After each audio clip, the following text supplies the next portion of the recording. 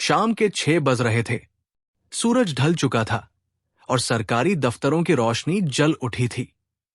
दिन भर की भागदौड़ और लोगों की भीड़ के बाद अब यहां एक अजीब सी शांति थी।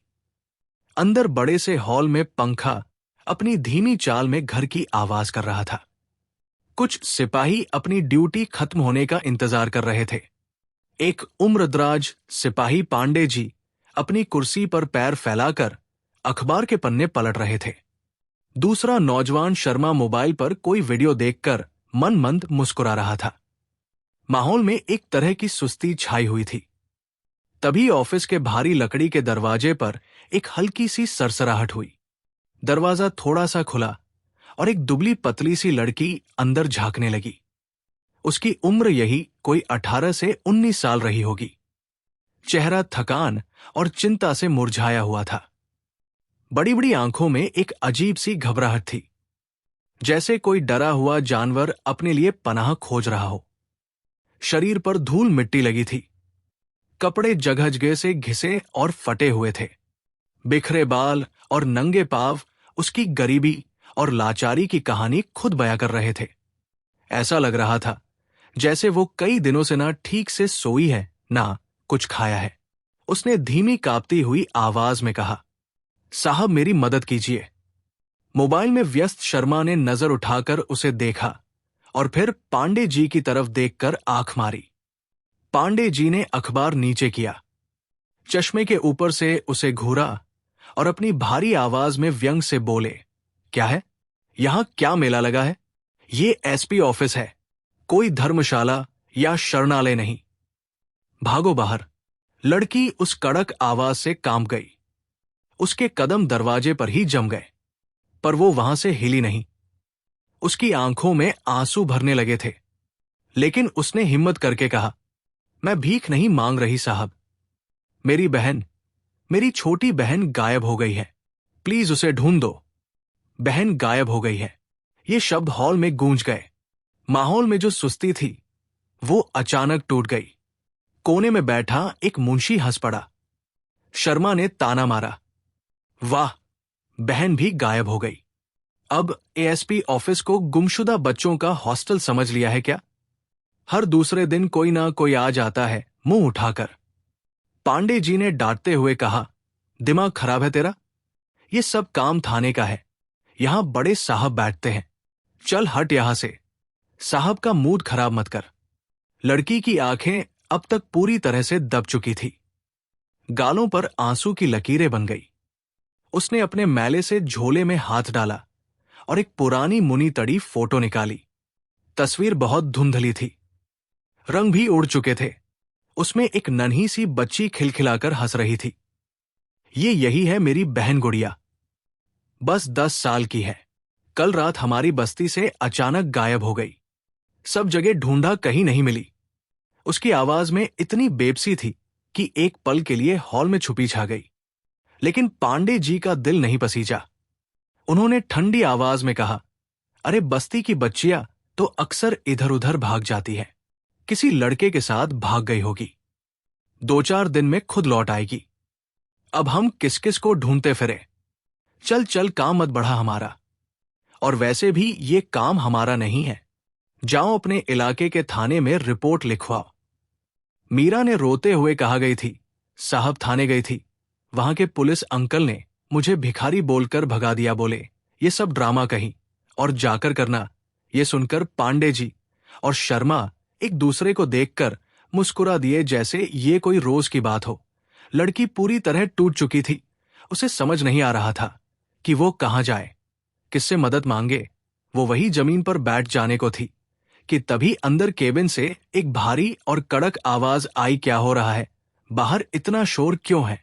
ये आवाज थी एसपी विवेक राठौर की। विवेक राठौर का नाम पूरे जिले में मशहूर था। उनकी ईमानदारी, अनुशासन और काम करने के तरीके के सब कायल थे। अपराधियों के लिए उनका नाम खौफ का दूसरा नाम था, लेकिन आम और गरीब लोगों के लिए वो किसी मसीहा से कम नहीं थे। उनकी आवाज सुनते ही हॉल में पिन ड्रॉप साइलेंस हो गया। पांडे जी अपनी कुर्सी से लगभग उछल पड़े और अखबार समेटने लगे। शर्मा ने झट से मोबाइल अपनी जेब में डाल लिया। सब सावधान की मुद्रा में खड़े हो गए। पांडे जी ने घबराते हुए कहा, कुछ नहीं सर, वो एक लड़की आई है, कह रही है कि उसकी बहन गायब हो गई है। अंदर से फाइल के पलटे जाने की आवाज आई और फिर विवेक की आवाज गूंजी। किसी का गायब होना कोई मामूली बात नहीं है पांडे, और एक फरियादी की शिकायत और किसी की भीख में फर्क करना सीखो। भेजो उसे अंदर। पांडे जी का चेहरा उतर गया। उन्होंने सहमी हुई लड़की की तरफ इशारा किया और धीरे से कहा, जाओ, साहब बुला रहे हैं। लड़की कांपते हुए कदमों से केबिन की तरफ बढ़ी। उसका दिल जोर जोर से धड़क रहा था। उसे डर लग रहा था कि कहीं अंदर वाला साहब भी बाहर वालों जैसा ही ना हो। उसने धीरे से दरवाजा खटखटाया। अंदर आ जाओ। आवाज आई। मीरा, उस लड़की का नाम मीरा था। डरते डरते केबिन में दाखिल हुई। केबिन बहुत बड़ा और साफ सुथरा था। एक बड़ी सी मेज के पीछे आरामदायक कुर्सी पर एसपी विवेक राठौर बैठे थे। उनकी वर्दी पर सितारे चमक रहे थे। चेहरा रबदार था, लेकिन आंखों में एक अजीब सी शांति थी। उन्होंने मीरा को ध्यान से देखा। उसका मासूम पर टूटा हुआ चेहरा, आंसुओं से भरी आंखें, डरी हुई आवाज। विवेक ने एक ही नजर में उसकी हालत का अंदाजा लगा लिया। उन्होंने अपनी कुर्सी से उठकर पास रखी पानी की बोतल से एक गिलास में पानी भरा और मीरा की तरफ बढ़ाया। उनका स्वर इस बार बहुत नरम था। बैठो बिटिया, पहले पानी पियो और डरो मत। बताओ क्या हुआ? किसी बड़े अफसर का इतना अपनापन देखकर मीरा हैरान रह गई। उसने कांपते हाथों से गिलास पकड़ा और एक ही सांस में पूरा पानी पी गई। उसके गले की खराश कुछ कम हुई। उसने हिम्मत जुटाई और अपनी कहानी सुनानी शुरू की। साहब, मेरा नाम मीरा है और मेरी छोटी बहन है गुड़िया। कल शाम को हमारी बस्ती के सारे लोग पास वाले हैंडपंप पर पानी भरने गए थे। बच्चे वही खेल रहे थे। जब सब वापस लौटे तो गुड़िया नहीं मिली। पहले हमें लगा कि यही कहीं होगी, किसी के घर चली गई होगी। हमने पूरी रात उसे ढूंढा, हर घर हर गली पास के मैदान में, लेकिन वो कहीं नहीं मिली। सुबह मैं थाने गई थी, पर वहां उन्होंने मुझे भगा दिया। मीरा ने रोते हुए वो धुंधली सी फोटो विवेक की मेज पर रख दी। विवेक ने तस्वीर हाथ में ली, एक प्यारी सी बच्ची की मुस्कान। उन्होंने कुछ देर तक तस्वीर को देखा, जैसे कुछ याद करने की कोशिश कर रहे हो। उनकी निगाहें उस तस्वीर पर जम सी गई। कुछ पल के लिए केबिन में एक अजीब सी खामोशी छा गई, जैसे वक्त हार गया हो। विवेक ने तस्वीर से नजरें हटाई और मीरा से पूछा, अपना नाम क्या बताया तुमने बिटिया? जी मीरा। मीरा, ये फोटो बहुत पुरानी लग रही है। कहाँ खिंचवाई थी? मीरा की आंखों में फिर से उदासी छा गई। बहुत साल पहले साहब, मेरे पिताजी ने खिंचवाई थी एक मेले में। उसके बाद तो वो हमें छोड़कर चले गए। अब हम दोनों बहनें ही एक दूसरे का सहारा है। मैं पास की एक कोठी में साफ सफाई का काम करती हूं और गुड़िया का ध्यान रखती हूं। वो मेरी दुनिया है साहब, प्लीज उसे ढूंढ लाइए। विवेक का गला भर आया। उन्होंने धीरे से पूछा, तुम्हारे पिता का नाम क्या था? रघुवीर सिंह। ये नाम सुनना था कि विवेक की उंगलियां जो फाइल पर थी, वो वही रुक गई। ये नाम किसी तीर की तरह उनके सीने में धंस गया हो। रघुवीर सिंह, वही नाम जिसे उन्होंने अपने बचपन की धुंधली यादों में सुना था। वही नाम जिसके जाने के बाद उनका बचपन एक अनाथालय की चार दीवारी में गुजरा था। उनकी नजर अचानक मीरा की दाहिनी बाह पर पड़ी, जहां कपड़ा थोड़ा फटा हुआ था। वहां एक पुराना गहरा जलने का निशान था। विवेक ने अपनी आवाज को काबू में करते हुए पूछा, ये चोट का निशान कैसा है? मीरा ने अपने निशान को देखा और बोली, ये बचपन का है साहब। हमारी झोपड़ी में आग लग गई थी, मैं उसी में जल गई थी। पिताजी मुझे बचा रहे थे, उन्होंने ही मुझे बाहर निकाला था। उसके कुछ दिन बाद वो कहीं चले गए। लोगों ने कहा कि वो हमें छोड़कर भाग गए। एसपी विवेक का दिल किसी ट्रेन की तरह दौड़ने लगा। उनके कानों में किसी के चीखने की आवाजें गूंजने लगी। उनकी आंखों के सामने आग की लपटें नाचने लगी। उनके बचपन का वो भयानक हादसा, वो आग, वो हादसा जिसने उनका पूरा परिवार छीन लिया था, उन्हें भी तो एक ऐसा ही निशान पीठ पर मिला था। उन्हें याद आया कि कैसे किसी ने उन्हें जलती झोपड़ी से निकालकर अस्पताल पहुंचाया था, और जब उन्हें होश आया तो वो एक अनाथालय में थे। उन्हें बताया गया था कि उनके परिवार में कोई नहीं बचा। उन्होंने अपनी कांपती हुई आवाज में एक आखिरी सवाल पूछा, मीरा, तुम्हें अपने पिताजी की शक्ल याद है? मीरा ने अपनी आंखें झुका ली। बस थोड़ा थोड़ा, बहुत धुंधली सी याद है। बड़े मजबूत कद काठी के थे, लेकिन वो हमें छोड़ गए। हमारी मां तो पहले ही नहीं थी, पिता भी छोड़ गए। एसपी विवेक अपनी कुर्सी से ऐसे उठे जैसे उन्हें बिजली का झटका लगा हो। उनकी आंखों में अब सिर्फ आंसू थे। वो अपनी मेज के दूसरी तरफ आए और मीरा के पास आकर खड़े हो गए। नहीं, वो तुम्हें छोड़कर नहीं गए थे। उन्हें मजबूरी में दूर होना पड़ा था, और शायद वो तुम्हारे ही पिता मेरे भी पिता है। मीरा ने चौंक कर उनकी तरफ देखा। उसकी समझ में कुछ नहीं आ रहा था। आपका क्या मतलब है साहब? आप क्या कह रहे हैं? विवेक की आंखों से आंसू बहने लगे थे। एक सख्त पुलिस अफसर जिसके नाम से अपराधी कांपते थे, आज एक छोटे बच्चे की तरह रो रहा था। मीरा, मैं भी रघुवीर सिंह का बेटा हूं। तुम्हारा बड़ा भाई विवेक ऑफिस के उस शांत केबिन में जैसे एक धमाका हुआ। सन्नाटा इतना गहरा गया कि घड़ी की टिक टिक भी साफ सुनाई दे रही थी। मीरा के हंट कांपने लगे। उसे यकीन नहीं हो रहा था। भैया, आप सच कह रहे हैं? मेरे भैया तो वो तो उस आग में। विवेक ने आगे बढ़कर उसका हाथ थाम लिया। नहीं, मैं जिंदा था। उस हादसे में मैं बुरी तरह जख्मी हो गया था। किसी ने मुझे हॉस्पिटल पहुंचाया और फिर वहां से मैं अनाथालय चला गया। मुझे बताया गया कि मेरी एक छोटी बहन भी थी जो हादसे में नहीं रही। मैंने तुम्हें मरा हुआ समझ लिया था, और तुमने मुझे भगवान आज इतने सालों बाद। विवेक ने अपनी जेब से बटुआ निकाला। उसमें एक बहुत ही पुरानी कर्णोबिला तस्वीर थी। एक आदमी, एक छोटा लड़का और गोद में एक नन्ही सी बच्ची। वो तस्वीर मीरा की तस्वीर से हूबहू मिलती थी। मीरा अब खुद को रोक नहीं पाई। वो फूट फूट कर रोने लगी, भैया कहकर। वो विवेक के गले लग गई। इतने सालों का दर्द, अकेलापन, बेबसी सब आंसुओं में बह रहा था। भाई बहन इतने सालों बाद मिले थे, एक ऐसी जगह पर जिसकी किसी ने कल्पना भी नहीं की होगी। बाहर हॉल में बैठे सिपाही और मुंशी दरवाजे की दरार से ये सब देख और सुन रहे थे। उनके चेहरे पर हवाएं उड़ रही थी। जिस लड़की को वो भिखारी समझकर दुत्कार रहे थे, वो उनके सबसे बड़े साहब की सगी बहन निकली। पांडे जी को तो चक्कर आने लगा था। अब ये मामला सिर्फ एक लापता बच्ची का नहीं था। ये एक परिवार की अधूरी गाथा थी जिसे आज पूरा होना था। विवेक ने मीरा को संभाला, उसे कुर्सी पर बिठाया और उसके सिर पर हाथ फेरा। चुप हो जा मेरी बहन, अब मैं आ गया हूं। गुड़िया को कुछ नहीं होगा। मैं उसे ढूंढ निकालूंगा, चाहे वो जमीन के नीचे हो या आसमान में। उनके अंदर का अवसर अब जाग चुका था, लेकिन इस बार मिशन पर्सनल था। उन्होंने इंटरकॉम का बटन दबाया।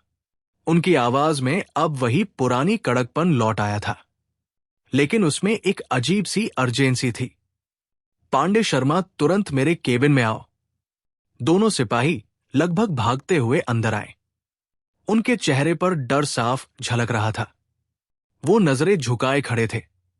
विवेक अपनी कुर्सी पर वापस बैठ चुके थे। उनका चेहरा इस्पात की तरह सख्त था। पूरे जिले में अलर्ट जारी करो। शहर के बाहर जाने वाले हर रास्ते पर नाकाबंदी लगाओ। हर चौकी, हर थाने में इस बच्ची की फोटो भेजो। वायरलेस पर मैसेज फ्लैश करो। एक 10 साल की बच्ची नाम गुड़िया कल रात से बस्ती इलाके से लापता है। हर हाल में उसे ढूंढना है। ये केस अब से मेरी सीधी निगरानी में चलेगा। मुझे हर आधे घंटे में अपडेट चाहिए। जाओ। दोनों सिपाही जय हिंद सर बोलकर ऐसे भागे जैसे उनकी जान बच गई हो। देखते ही देखते पुलिस मशीनरी हरकत में आ गई। जो ऑफिस 5 मिनट पहले सुस्ती में डूबा हुआ था, वहां अब तूफान आ गया था। फोन की घंटियां बजने लगी, वायरलेस सेट खड़कने लगे, जीप से आयरन बजाती हुई शहर की सड़कों पर दौड़ने लगी। जिस थाने ने मीरा को भगाया था, वहां के थानेदार को जब एसपी साहब का सीधा फोन आया तो उसके हाथ पैर कांपने लगे। एसपी विवेक ने उसे सिर्फ इतना कहा, शर्मा जी, जिस लड़की को आपने सुबह भगाया था वो मेरी बहन है, और जो बच्ची गायब है वो भी मेरी बहन है। अगर कल सुबह तक वो मुझे सही सलामत नहीं मिली तो अपनी वर्दी उतारने के लिए तैयार रहना। थानेदार के पसीने छूट गए। उसने अपनी पूरी फोर्स को उस बस्ती में उतार दिया। विवेक ने मीरा को अपने पास बिठाए रखा। वो बार बार उसे दिलासा दे रहे थे, चिंता मत कर मीरा, हमारी पुलिस बहुत काबिल है, वो जरूर गुड़िया को ढूंढ लेगी। घंटे बीतते जा रहे थे, रात गहरा रही थी। मीरा की बेचैनी बढ़ती जा रही थी, लेकिन अपने भाई के पास होने से उसे एक अजीब सी हिम्मत भी मिल रही थी। तकरीबन रात के 11 बजे विवेक के वायरलेस पर एक संदेश आया। एक खबरी ने बताया था कि बस्ती के पास वाली पुरानी जूट मिल के गोदाम में कुछ लोगों ने एक बच्ची को छिपा कर रखा है। वो लोग शायद बच्ची को बेचने की फिराक में थे।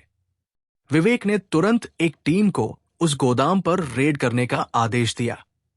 वो खुद भी जाने के लिए उठे, लेकिन फिर मीरा को देखकर रुक गए। उसे इस हालत में अकेला छोड़ना ठीक नहीं था। अगले 15 मिनट मीरा और विवेक के लिए सदियों जैसे थे। हर एक सेकंड काटना मुश्किल हो रहा था। फिर विवेक के फोन की घंटी बजी। दूसरी तरफ से इंस्पेक्टर की आवाज आई, सर मुबारक हो, बच्ची मिल गई है। वो थोड़ी डरी हुई है, पर एकदम सही सलामत है। हमने 2 लोगों को भी गिरफ्तार किया है। ये सुनते ही विवेक की आंखों में चमक आ गई। उन्होंने मीरा के कंधे पर हाथ रखा और मुस्कुराकर कहा, मिल गई मीरा, हमारी गुड़िया मिल गई। मीरा खुशी से उछल पड़ी। उसके चेहरे पर महीनों बाद वैसी ही रौनक लौटी थी जैसी उस पुरानी तस्वीर में थी। आधे घंटे बाद पुलिस की जीप एएसपी ऑफिस के सामने आकर रुकी। एक महिला कांस्टेबल गुड़िया को लेकर अंदर आई। गुड़िया बहुत डरी हुई थी। रो रो कर उसकी आंखें सूज गई थी। जैसे ही उसने मीरा को देखा, वो दीदी कहकर दौड़ पड़ी और मीरा से लिपट गई। दोनों बहनें एक दूसरे से लिपटकर बहुत देर तक रोती रही। ये खुशी के आंसू थे, मिलन के आंसू थे। विवेक एक कोने में खड़े होकर ये सब देख रहे थे। उनकी आंखें भी नम थी। आज वो सिर्फ एक अफसर नहीं थे, वो एक भाई थे, एक परिवार के मुखिया थे जिसने अपने खोए हुए हिस्से को वापस पा लिया था। जब दोनों बहनों का रोना कुछ कम हुआ तो विवेक उनके पास गए। उन्होंने गुड़िया के सिर पर प्यार से हाथ फेरा। गुड़िया ने डरते डरते उनकी तरफ देखा। मीरा ने उसे बताया, उड़िया, ये हमारे भैया है, हमारे बड़े भैया। गुड़िया ने मासूमियत से पूछा, हमारे भी भैया है। विवेक मुस्कुराए और उसे गोद में उठा लिया। हाँ बेटा। उस रात विवेक ने उन सिपाहियों को कुछ नहीं कहा जिन्होंने मीरा से बदतमीजी की थी। उन्हें उनकी सजा मिल चुकी थी। उनके जमीर ने ही उन्हें कटघरे में खड़ा कर दिया था। विवेक दोनों बहनों को लेकर ऑफिस से बाहर निकले। उनकी सरकारी गाड़ी तैयार खड़ी थी। उन्होंने दोनों को प्यार से पीछे की सीट पर बिठाया और खुद ड्राइविंग सीट के बगल में बैठ गए। गाड़ी जब उनके सरकारी बंगले की तरफ चली तो मीरा और गुड़िया हैरान होकर बाहर की चमचमाती दुनिया देख रही थी। उनके लिए ये सब एक सपने जैसा था। कल तक जो फुटपाथ पर सोती थी, आज वो एसपी साहब की गाड़ी में अपने सगे भाई के साथ उसके घर जा रही थी। जब गाड़ी बंगले के गेट पर रुकी तो गेट पर एक खूबसूरत और सुलझी हुई महिला खड़ी थी। वो विवेक की पत्नी सोनिया थी। विवेक को देर हो रही थी तो वो चिंता में बाहर टहल रही थी। जब उन्होंने विवेक के साथ 2 अनजान मैले कुचैले कपड़ों में लड़कियों को उतरते देखा तो उन्हें थोड़ी हैरानी हुई। विवेक ने मुस्कुराते हुए कहा, सोनिया, इनसे मिलो। ये मीरा है और ये गुड़िया मेरी बहनें। सोनिया चौंक गई। आपकी बहने पर आपने तो कहा था कि आपका कोई नहीं है। विवेक ने सोनिया का हाथ पकड़ा और संक्षेप में उसे पूरी कहानी बताई। कैसे एक हादसा हुआ, कैसे वो बिछड़ गए और कैसे किस्मत ने आज उन्हें फिर से मिला दिया। सोनिया की आंखों में आंसू आ गए। वो एक बहुत ही नरम दिल की औरत थी। उसने आगे बढ़कर मीरा और गुड़िया को गले लगा लिया। आज से ये घर सिर्फ हमारा नहीं, तुम दोनों का भी है। मुझे हमेशा से एक ननंद की कमी महसूस होती थी। भगवान ने आज मेरी सुन ली।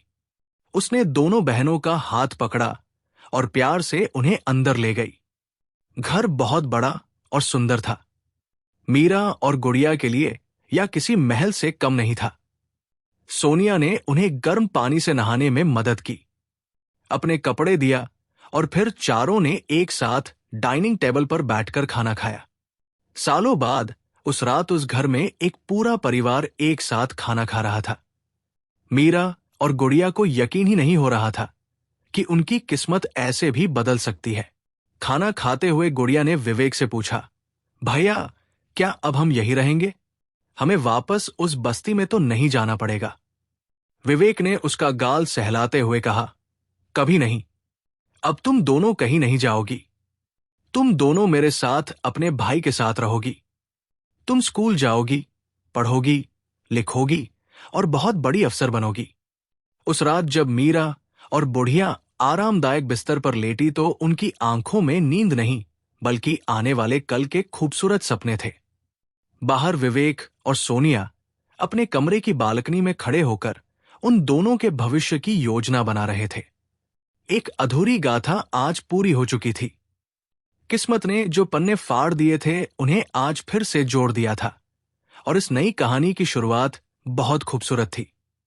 उस रात जब शहर सो रहा था, एसपी विवेक राठौर के बंगले की एक खिड़की में देर तक रोशनी जलती रही। ये सिर्फ एक बल्ब की रोशनी नहीं थी, बल्कि बरसों से बुझे हुए रिश्तों के दिए की लौ थी। कहानी की शुरुआत एक बेबस लड़की की आंखों में तैरते आंसुओं से हुई थी, लेकिन इसका अंत एक भाई की आंखों में छलकती खुशी पर हुआ। किस्मत ने उनके अतीत के पन्ने भले ही बेरमी से फाड़ दिए थे, लेकिन नियति की कलम में इतनी स्याही बाकी थी कि वो उनके लिए एक नया और खूबसूरत भविष्य लिख सके। एसपी की वर्दी पर लगे सितारे तो कानून और व्यवस्था के लिए थे, पर उस रात विवेक ने जाना कि परिवार के आसमान का सबसे चमकता सितारा होना क्या होता है। ये सिर्फ एक लापता बहन की कहानी नहीं थी। ये उस विश्वास की कहानी थी कि अगर इरादे नेक हो तो बंद दरवाजे भी खुद ब खुद खुल जाते हैं और बिछड़े हुए रास्ते एक दिन मंजिल पर मिल ही जाते हैं। तो दोस्तों, ये थी विवेक और उनकी बहनों की कहानी। तो कैसी लगी आपको? अगर आपको ये कहानी आपको अच्छी लगी हो तो अपना प्यार दिखाना बिल्कुल ना भूलें। वीडियो को एक लाइक करके चैनल को सब्सक्राइब कर दें और कमेंट में एसपी विवेक के बारे में आपकी क्या राय है जरूर बताएं।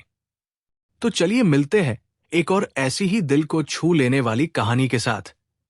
तब तक के लिए धन्यवाद। जय हिंद।